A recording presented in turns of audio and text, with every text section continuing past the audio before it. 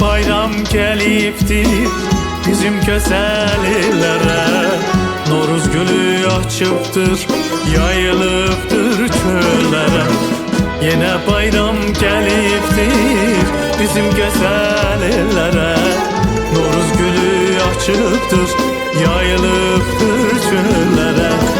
Yazın xoş nəfəsilə təbiət gözəlləşir, uçub gedən durnalar qayıdıbdır göllərə.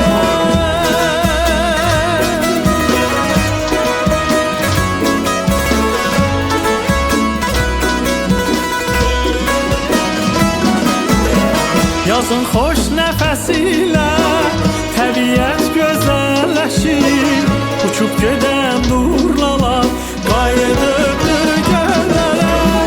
Bülbül xoş avaz ilə yaz nəğməsini oxuyur, baharın gəlişini müjdə verir güllərə.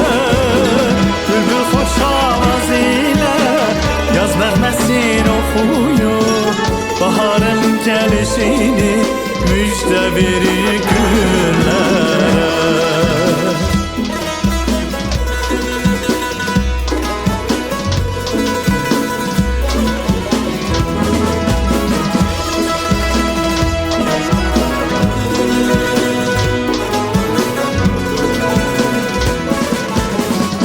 Yamacı bürüyüb, əlvan çiçək ölkəmə.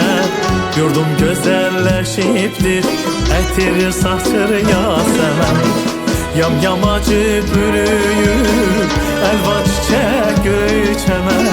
Yurdum gözəlləşibdir, ətir saçır yasəmən.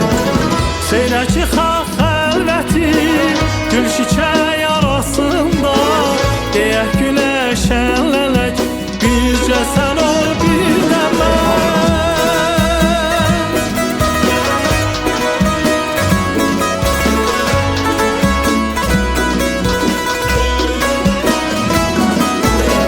Seyrəki xalq xəlvəti, gül çiçək arasında, deyək güləşənlələk, bircə sən ol, bir də mən.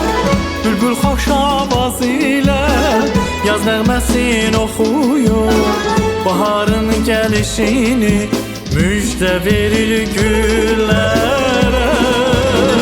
Bülbül xoş avaz ilə yaz nəğməsini oxuyur, baharın gəlişini müjdə verir güllərə.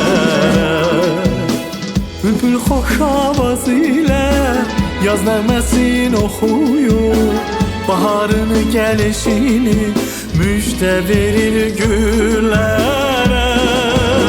Bülbül xoş avaz ilə yaz nəğməsini oxuyur,